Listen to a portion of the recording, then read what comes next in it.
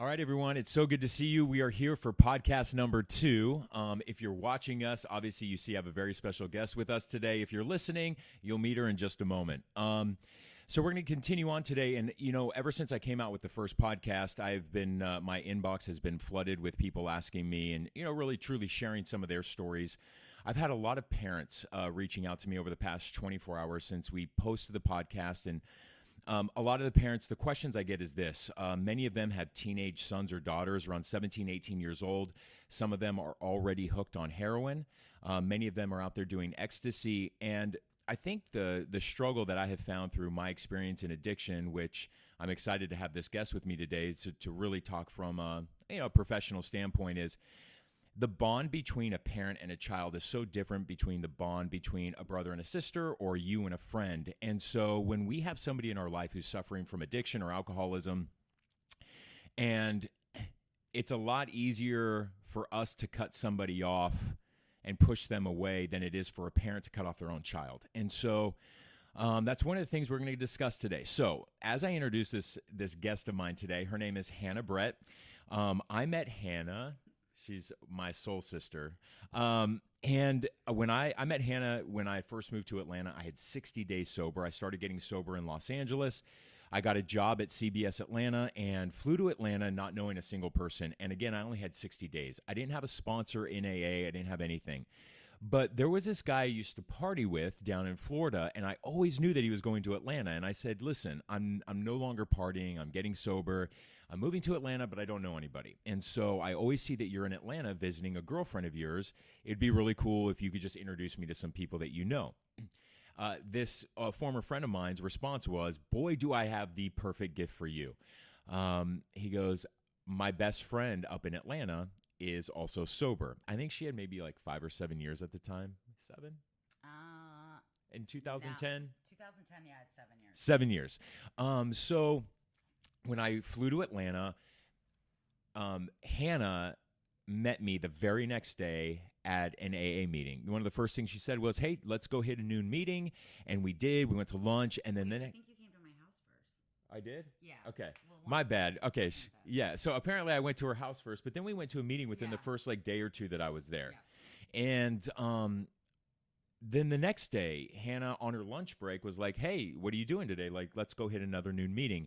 And I was so new to the program that I really didn't know what was happening. But now when I look back, I know exactly what was happening. Is Hannah was simply showing me, without preaching to me, how the program works and how we reach out to others and we help them. And Hannah knew that I was in a really critical time of my recovery. That first 90 days is crucial.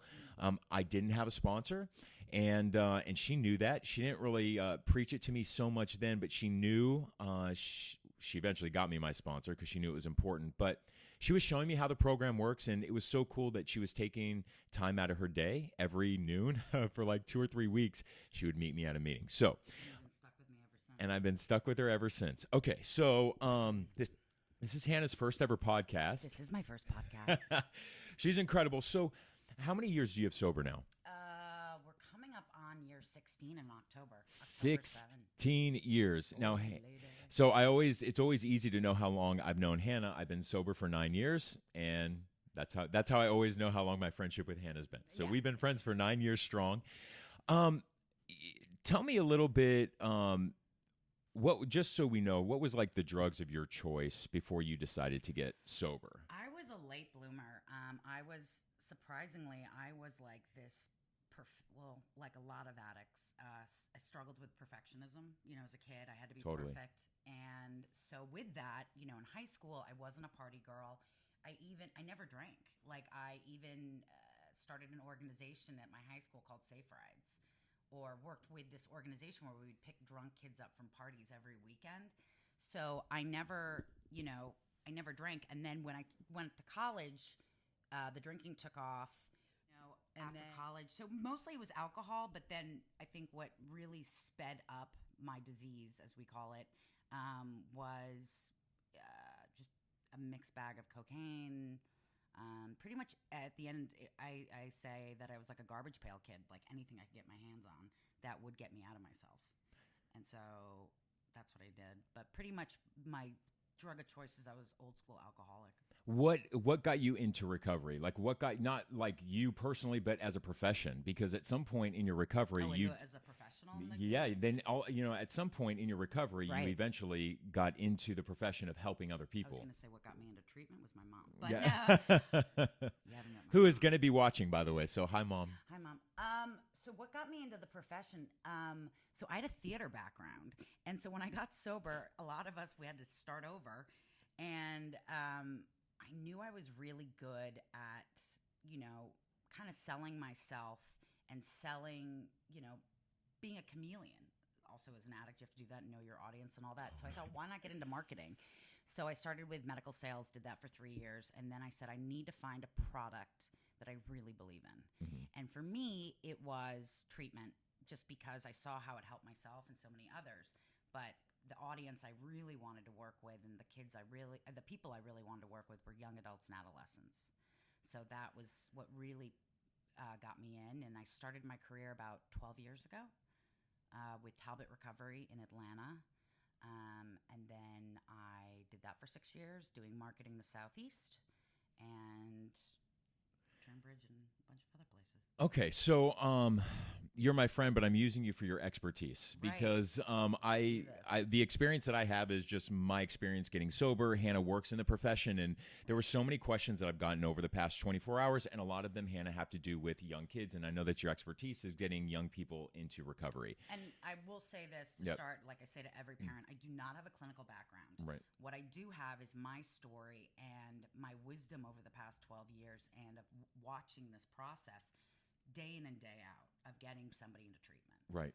So some of a lot of the comments that I've gotten from a lot of the parents at home are, they don't know where their son or daughter is. They're 17, 18 years old. They know that their son or daughter is addicted to either ecstasy or heroin, and they feel helpless. What do you say to a parent who knows that their child is using and that child is still living in their house? Right. What do you say to that parent? So, Stacy and my wife and others laugh at me when I say this, but it's so true. What I always say to parents is you don't realize the power you have. Mm-hmm. Whoever has the pesos has the say-sos. And what I mean by that, as corny as that sounds, is, first thing when I start talking to the parents, I was like, I say, is your child living at the house? And they say yes. And I'm like, how is the cell phone being paid for? What about their car? Food, all of that. So what I mean by that is they have more power and control than they think they do. So if you're suspecting your kid is using, I'm very big in an open line of communication. Typically, if you are dealing with whether it's a young adult or an adult and addict, we will do anything in our power to protect our drug of choice, right? This is, for our brain, this is how we cope. This is how we function. This is our favorite relationship. This is our first love. And so we will go and tell you what you want to hear. We will, manipulate whatever. So I always say to parents, the easiest way to get your answers is go get a drug test. And you can go buy that anywhere. I think you can get it at a CVS or anything at this point, but I'm not sure about that. But I always recommend having an open line of communication. And if they're still bucking it and won't talk to you, because sometimes with kids, I had one last week where he was so happy, not happy, but he said he was relieved that someone just came to him because he was crying for help. He was dying, But then there are others that will freak out and, run away from home or, threaten their parents. If you don't, do this, I'm going to do that. And the only thing I say to parents is be a parent. I think the problem with this new generation is, and I say to parents every day, is you guys are so wrapped up in not offending your kid, upsetting your kid. You want to be their best friend. You don't want to get them mad. But here's the deal, and it's this simple. This is a disease. So if your kid had cancer, God forbid, you would go to the best oncologist, and the oncologist would say jump, and you'd say how high, and you would follow their lead. And you have to look at addiction the same way. So if you're not strong enough as a parent and you need more guidance, what I also recommend is looking in your area for parent support groups. I know some facilities do that. There's Al-Anon, but then also, see if you can find some resources. Like someone like me, a lot of parents call me and say, what do I do next? And I might set them up with an interventionist who will then work with the family and do case management, but just guide them through this. And interventions don't always have to be like surprise. We can invite the individual in, but as a family, everybody's lined up and kind of on the same page. Because I think that's what too scares a lot of parents, is that they feel like when they have to draw that line in the sand with their own child, right. I think the parents fear that if they do that, they're sending their kids to their grave. I think that a lot of parents have that fear, like, wait a second, if I just cut off my child, that means I'm giving up on my child. And I think it's not cutting your child off. It's loving your child differently. And we like to say it's getting them to see their rock bottom a lot quicker so that they don't die. Yeah. You know, and a big obstacle I know with talking to parents a lot is, you know, a lot of them say, and with adults, any families that I work with, and I try to place, if not with the facility I'm working with at the time, somewhere else, the next thing everyone says, but they don't want to go. And I always laugh because I'm like, do you want to go? Who wants to go to rehab? And the facts are this. I would say, I mean, over my years of working, maybe 1%, maybe 2% of people actually are willing to go. They're asking for help. They're wanting to go. Other than that, there is an intervention of some sort, whether it's physical, whether it's financial, whether it's the law, whether it's hiring someone to intervene. You have to, the hope is we have to get this individual into treatment and sober long enough that they realize, wait, I want to like build a life worth protecting, you know? And unfortunately, no one's, you know, you don't want to give up your whoopee and your binky, you know, it's all, you know. And, you know, for me, I say to moms all the time, I say on the phone, I said, there's no way you love your kid more than my mom loved me. You know, my mother and I, to a lot of people, you know, she's a good Jewish mother, can be codependent. We talk a million times a day, but I was dying and she got out of the way immediately. I mean, if every parent could do what my mother did, there'd be a lot more, I think, success in treatment and more kids in treatment, just because she made that hard decision to be like, I'm not listening to you anymore. I'm going to listen to this person at the treatment center. I'm going to follow their lead, their direction, and I'm not listening to you. So it's fighting your whole parental instincts. That's what I mean. But it's a life or death situation. Right. Because the facts are that, and I say it so strongly because it's the truth, that this is an epidemic, but that the disease only gets worse. It's not about the substance they're consuming. It's about the disease in their brain. And like any other disease, if not treated, it just gets worse. And it's jails, institutions, or death if people don't get sober. So I've seen it for years, you know. So many kids have died. But I say this, a lot of young adults I've worked with who have passed away, a lot of times it's in their house. It's in their bedroom.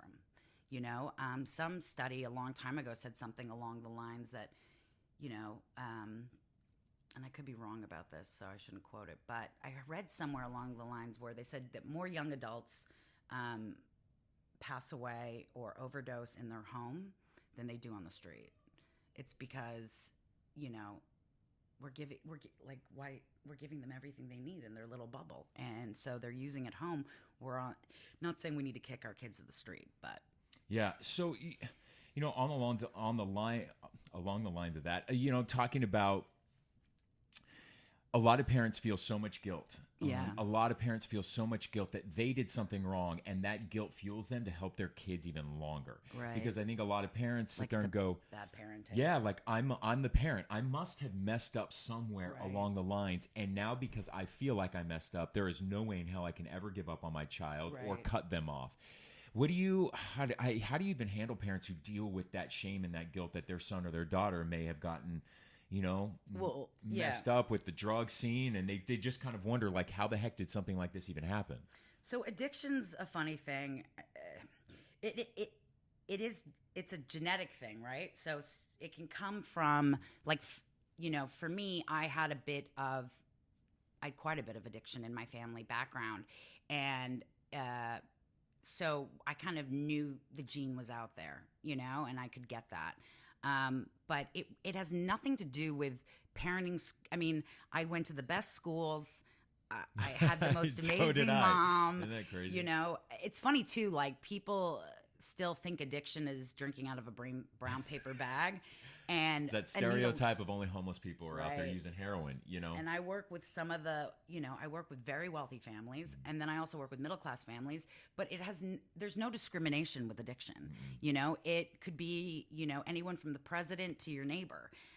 There was a campaign recently where if you were affected by addiction, they wanted you to put a black balloon outside your house, and the point was for people to see they weren't alone, that it's not a dirty secret. No. It's not because you were a bad parent or your kids are hanging out with the wrong kids. They're self-medicating for something else, right? There's something in your brain saying use, whether it's anxiety, you're treating for depression or a secondary diagnosis of any sort, or, you know, for some people, they've had a traumatic situation happen, you know, and they don't want to think about it or feel it, you know. But I forgot what your question was. No, no, I just went off. But the guilt and shame. So here's here's the fun piece. I always tell parents, you know, I just talked to a dad the other day where you could just hear it in his voice. He was broken, and he was, you know, I did I mess up? Did I mess up? Yeah. And I said, you didn't mess up. But don't mess up going forward. Meaning, you know, his son currently is in treatment, and I'll say to him, don't, maybe out of the 5 phone calls, pick up the 1, you know, out of the 5. Or I also say to work with that guilt and shame, you know, this concept that you're dropping that individual off to treatment to fix them or to get them the help is great, but it's a family disease. So as much work as your son or daughter is doing, we're going to ask the same of you. So always pick a program where there's a very strong family program. A lot of people resist that because they may have their own issues with addiction and they don't want to deal with it. But for a family to successfully do this, you have to do it as a unit. You all have to change. I haven't seen the movie Beautiful Boy, but a lot of people say for parents out there, and I don't mean to plug the movie, but my mother read the book and it's pretty brilliant. If you need help kind of navigating or watching how this all happens, go see the movie. You know, how this really can affect the whole family unit. Because the good news is that kid of yours, if they get sober and stay sober, they're going to change who they are. So you need to, in a good way, but then you need to be able to also grow as a family. You know what I mean? If you're not doing any work on yourself as a mom and a dad, a wife, a girlfriend, a boyfriend, it doesn't work. Right. You know, we want the individual to come home to a different household as well. Okay. Because I have you here, well, first let's quickly talk about, I think a third question that I get is, what do we do if we maybe can't afford treatment? Like, treatment can be super expensive. All right. There's like, you know, the different classes of treatment, and there's different prices of it. Quickly, what would you say to somebody who their initial reaction is to me when I respond to them, are you willing to get your son or daughter into treatment? You know, sometimes their concern is God, how much is that going to cost? Right. So, another conversation I have every day is the biggest misconception with treatment and insurance is, oh, you know, I have a great insurance policy. Like, I talked to a family last week, and he's like, the dad goes, I'm only going to a facility that 100% is going to be paid by my insurance. So I said, sir, did you go to the doctors anytime recently? And he goes, yes. I go, did you pay a copay? Okay, yeah. And he goes, yes. I go, it's kind of the same deal. So the insurance companies, by the way, they're the ones back in the day that designed this 30-day model, 28-day model. No documentation backs that up, by the way. Some people can get sober in AA meetings alone. Some people, and that was me, by the way. And I tell people all the time, like, I never went to treatment. I went to AA meetings only, and I got sober from there. So I like to also tell people you can get sober off of heavy drugs just by going to AA, and that's why there's no right way or wrong way to ever get sober. But typically when we're talking about a young adult or an adolescent, they need treatment. Right. But and traditionally, you know, the programs I've liked to work for is 90 days or longer, or no length of stay. For instance, I did 30 days at treatment, left, and I was like, I just quoted the whole movie 28 Days with Sandra Bullock, and I thought I was fixed. And what people don't realize is you're being reprogrammed. So that doesn't happen in 30 days, No, right? it does not. My old boss used to say to me, he's like, you can't learn a college course in 30 days. So when I went back to treatment, my mother said, or my counselor said, I said, how long am I going to be here? And he goes, how long's a piece of string? And I was pissed. But for me, it took 4 months of residential, and then I did long-term aftercare. But going back to the cost, what I recommend is it's like anything else, unfortunately. There are some great resources out there. There's some really great resources where you can use your insurance. And then, obviously, if you have more money, there's even more. But what I say is, maybe start talking to people, talk to your primary doctor. If you have a therapist, ask for recommendations. And call the first place you get a referral for, right? And ask the admissions director after they run your insurance. If you're not feasibly able to do it, then ask them for recommendations, like their top 3 within a price point that maybe works for you. Mm-hmm. But I will say this, and everyone I work with, I say, sit down as a family and figure out what you really have with finances and pretty much plan out the next year, because that's what it's going to take. Not saying they have to be in residential treatment for a year, but in my opinion, and most people who got sober at a young age, the common denominator with all of us with long-term sobriety is we did a residential treatment for 30 to 90 days. And then what we did is like an aftercare component, which is typically what we call extended care. And that part is, or sober living, but structured sober living, or transitional living, where it's teaching you the life skills and practicing the day in and day out of being sober in a safe environment. And my motto is, with this disease, slower is faster. I learned that from also my old boss and very wise man. And,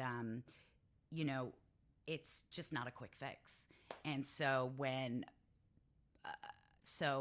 whatever finances you do have, just know, just whatever you do, don't dump it all into that first phase of treatment. Okay. Because in a lot of ways, that long-term, the aftercare piece is just as important, if not more important, to sometimes. Prevent a relapse. Correct. Okay, so while I have you here, one of the stories that's been breaking in the news lately, and I do want to talk about it, is KTLA morning anchor Chris Burrous. Just for full transparency, I worked at KTLA, and I was a reporter and fill-in anchor there back in 2008 and 2009. Chris Burrous came in 2011 to KTLA, but I still know so many of the people there, and it's just an absolute heartbreaking story about what happened to Chris. Chris Burrous was married, had a wife, and a 9-year-old daughter. Back in December of 2018, was found dead inside of a motel in Los Angeles, and the autopsy report just came out the other day, and said that he was having sex with another man, and that he was using crystal meth, and that it went into great detail, which we don't need to go in here, but he was essentially inhaling poppers, which is an inhalant, like video head cleaner, and this has thrown a lot of people because Chris Burrous, any of the viewers loved him because he was fun, he was smiling, he was happy, and he had this magnetic personality about him that the viewers at home loved. They were absolutely stunned and shocked. The people in the newsroom stunned and shocked that he was clearly living a double life. Right. He has a wife and a kid at home. But what I tried to tell people is that, well, it's like people always say, it's funny. It's not that uncommon. People in my family, it's funny when, not funny, but when celebrities overdose or you find out that they are an addict, they go, they don't look like the type. And I'm like, always. What's the type? To me, I don't know. I didn't know this anchor, but when you describe him, I'm like, yeah, that's an addict. We're charming, we're smart. I always say to my kids when they go to treatment, you are going to learn how to use your powers for good and not evil. I love that. I love that because we are like in our sick disease, we are not good people. But if we approach life the way we do about copping drugs, like you can be like the master of the universe. And so we're also chameleons. So it's no shock to me to know how he was so charismatic or so loved and so kind of pitched what you wanted to see of him. Right. But obviously there was a lot of pain inside. Right. Because hiding is the hardest part. Hiding this secret of ours, you don't want people to know.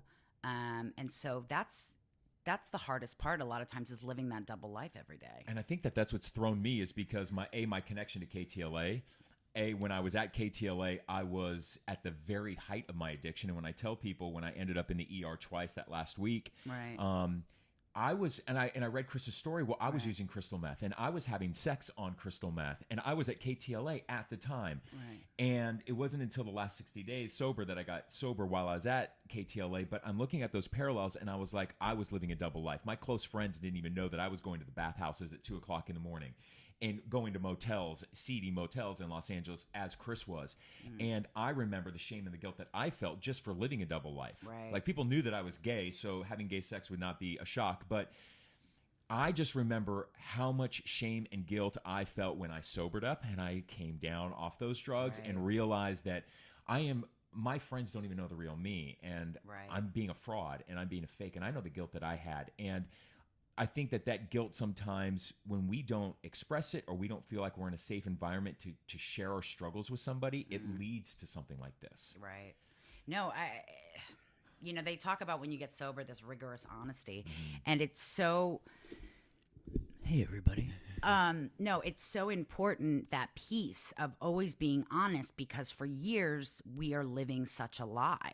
I think it's also because, and that's why these podcasts like that you're doing and books and movies coming out are so important to take away that stigma, so people feel safer to talk about it. Correct. It's kind of like, talking to some families in the South or in areas of the country, Texas, all over, some people still whisper when they say their child's a homosexual, because there's still parts of the country where people are like, oh, he's gay. And I'm like, it's okay. That's not the biggest problem here. Your son's an addict. But, it's breaking the silence and the stigma. Right. And, people, who do meth are, they're not just gay men in bathhouses, I see, CEOs of company just smoke up before a meeting. Yeah. I used to work at facilities where we only worked with professionals in one track. So, yeah. Your pilots, your surgeons.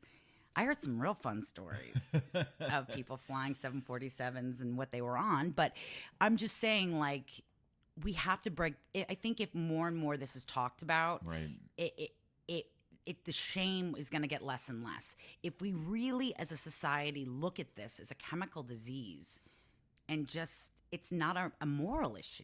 It's not, you know what I mean? Yeah. But also good treatment is going to work with the individual on all that guilt and all that shame. Right. There's so much around that, and reinventing yourself and wondering if you're going to be liked without it. Yeah, it's just, and in this situation, it is heartbreaking because you feel so much for the wife and the daughter that's now left behind. Correct. And and just go online. There's a lot of mean comments that are being made, and I just try to caution everybody that show some compassion, that we don't know somebody's story, and we don't know that the pain that obviously Chris was in a lot of pain, and he was trying to cover up a lot of that pain. And yeah, don't be a cyberbully. Nobody likes that. Be cyberbullies. Not cool. I will delete all your comments. No, but it's also. Here's the thing: when someone's addicted, they're sick, right? Yeah. So if somebody was mentally ill, or again had cancer, you wouldn't be mean. So why are you being judgmental and mean to someone they're slowly dying a different way? Yeah. Because what you don't understand as an addict, and you understand and I understand, is to this day I have a voice in my head that says, I don't want to feel this. Mm-hmm. I wouldn't mind going numb for a little bit. Whatever it'll take to go numb. And that doesn't make me a bad person. Mm. I'm grateful. I'm in recovery, and I have the tools now. But yeah, there's no need for people to be mean about that. All right. Well, thank you for joining us on episode 2. My dear friend, I love you very much. She is my my sober sister, and she is like family to me, and she's one of the best. So quickly, because people are going to ask, and I already have all of her information up on my website, her direct number, because I know a lot of the parents and people who are watching are probably like, hey, wait, I want to talk to her more, or I have a question about getting my son or my daughter or me into treatment. Right. What's the number they can call you at? It's on my website as well, too. I'm just going to give you my cell. And if I can't answer your call, I will text you, but it is 561-506-0686. That's 561-506-0686. And again, I've been doing this for 12 years. So if not where I currently work, what I'm really good at is placing and knowing the right resources. And it's important, and I'll add this before we wrap up, it is so important because not every treatment facility is an expert in the field that they may need. So Correct. Not every place is the right fit for whatever drug or whatever addiction that you have. And then also, I was just going to say, a big part of this is so many families are misplaced based on, going with your gut, calling your insurance company, calling the first place you see on the internet.